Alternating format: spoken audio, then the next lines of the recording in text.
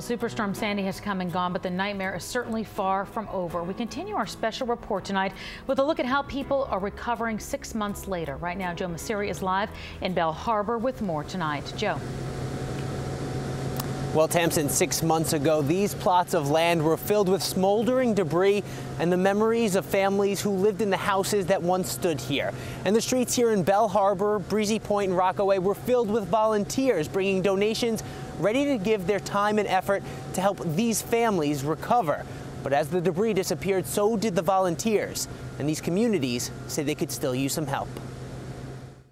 The average person who doesn't live here has forgotten. It's a feeling shared by many in the storm-ravaged areas of Breezy Point, Belle Harbor, and the Rockaways.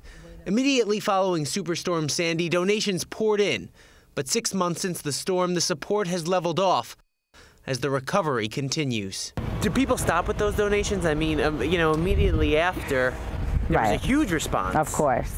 Like anything, you kind of, in the beginning stages, everyone wants to help and you get an overwhelming response. And then as the months go on, it's just now you got, like, whoever, the community themselves having to do things. Kelly Donahue Tirado is the president of Rockaway Wish.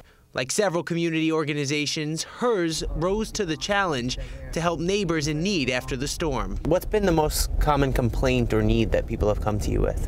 Well, now everyone's in almost the rebuilding stages, and it's basically the problem that a lot of people are having is they haven't gotten the amount of money that they fully need to either, to rebuild. But getting that money means struggling with FEMA, the city, and insurance companies for hours on end. It's causing complications for all of the people here because we haven't started building because, it's been this back and forth with the architects, with the city, what can we build, what can't we build?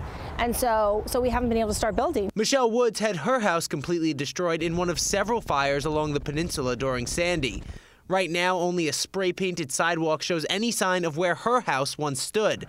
Others are still dealing with red tags, signs from the Department of Buildings that the home is not safe. And along the beach, homeowners wait for the city to rebuild a seawall that washed away. How much do you need that protection to protect your house? Oh, we need it. You couldn't stay here if you didn't have it. Over at Reese Park, mountains of debris have been cleared from the parking lot. It became basically a landfill. 6 months later, a few trucks still drop off small loads cleared from homes and streets, each vehicle carrying more than just broken boards and glass. It's not just garbage, it's people's lives. I thought I'd be a lot further, but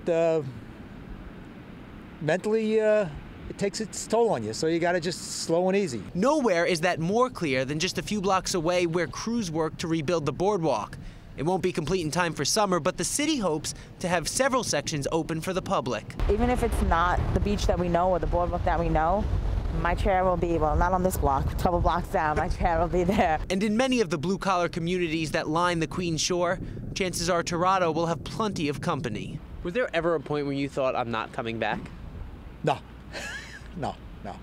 I don't think you'll find many people around that will say they said they're not coming back. What is it that keeps you here? Community.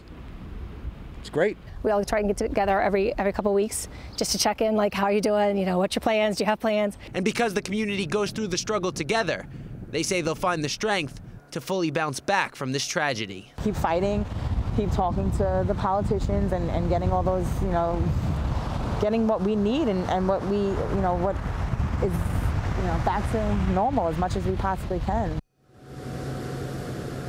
And most people I spoke to say they'd really like to see those politicians who rushed in here after Sandy destroyed their communities come back so they can see what work still needs to be done and what promises haven't been kept.